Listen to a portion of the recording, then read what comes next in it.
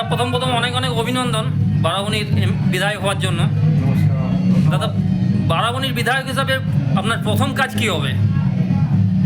প্রথম কাজ হবে 15 বছরের যে অনুন্নয়ন, যে গ্রামের পর গ্রাম ঘুরে মানুষকে বলেছি, বুঝিয়েছি, বারাবণীর আপামর জনগণ যে আমার কথায় বিশ্বাস করেছেন, আমাকে আশীর্বাদ করেছেন, মায়েদের চোখের জল পড়েছে, কাঁচা বাড়ি, সেই বাড়ি পাকা করতে হবে।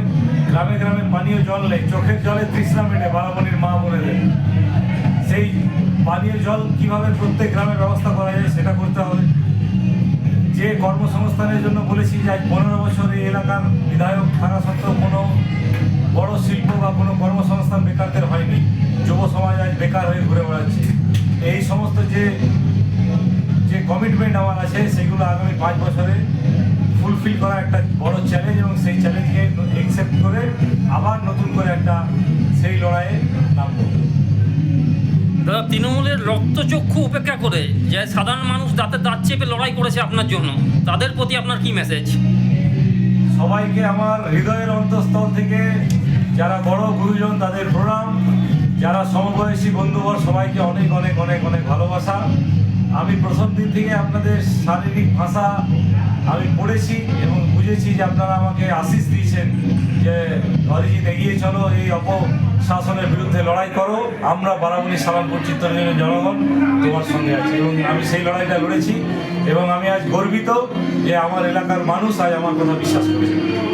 দাদা, যুবনেতা থেকে জননেতা, এই জার্নিটা এখন অনেকটাই বাকি বা অনেকটাই পেরিয়ে এসেছেন। এই জার্নিটা কতটা কঠিন ছিল?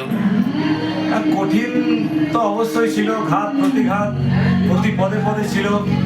সমস্ত সেই অবস্টাকেলকে আমি লড়াই করেছি এবং আমি তো ধরুন পৈতৃক জমিদারি পাইনি যে আমার বাবা বিরাট বড় নেতা, আমি এমএলএ হয়ে গেলাম।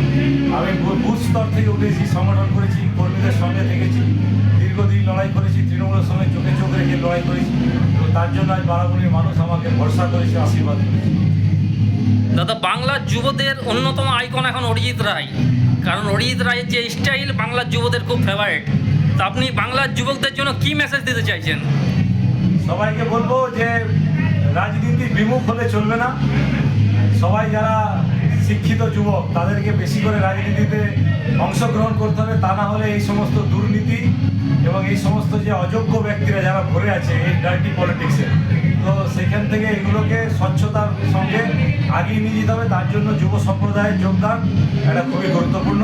তাই আমি একজন যুব সম্প্রদায় থেকে প্রতিনিধিত্ব করছি। সবাইকে বলবো আগামী দিনে আসুন, মানব সেবায় লিপ্ত হন, সমাজকে উন্নত থেকে উন্নততর করার কাজে সবাই মিলে একসঙ্গে হাতে হাত রেখে লড়াই করি। Thank you.